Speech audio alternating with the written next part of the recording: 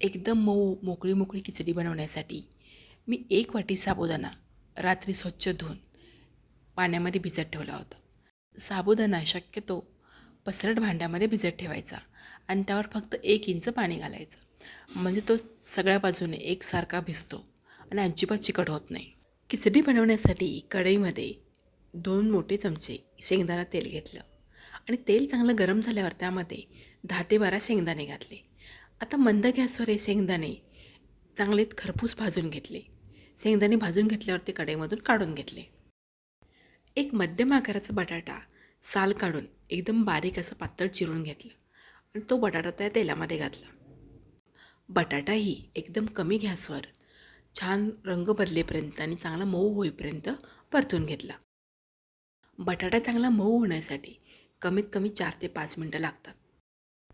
आता बटाट्याचा रंगही बदलला आहे, तो छान मऊ झाला आहे. आता त्याच तेलामध्ये 1 छोटा चमचा जिरं आणि 3 बारीक चिरलेली हिरवी मिरची घातली. खिचडीमध्ये जिरं घातल्यामुळे खिचडी पचायला हलकी जाते. आता मिरची आणि जिरं एखाद्या मिनटासाठी परतून घेतलं आणि त्यामध्ये भिजवलेला साबुदाणा घातला. त्यावर लगेचच भाजलेला शेंगदाण्याचा कूट, चवीनुसार मीठ आणि छोटा अर्धा चमचा साखर घातली. आता हे सगळं एकत्र करून 2 ते 3 मिनिटांसाठी छान परतून घेतलं.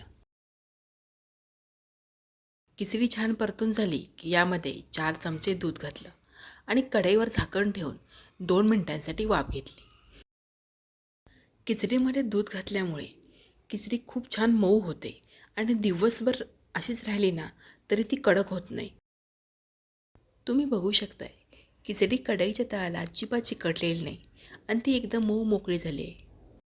आता झाकण ठेवून गॅस बंद केला आणि पुन्हा 2 मिनिटांसाठी ही खिचडी अशीच कढईमध्ये राहू दिली. खिचडी प्लेटमध्ये काढल्यानंतर त्यावर सुरुवातीला तळलेले शेंगदाणे होते ते शेंगदाणे घातले. हवं असेल तर तुम्ही यावर ओलं खोबरंही घालू शकता. त्यानेही खिचडीची चव अजून खूप छान वाढते.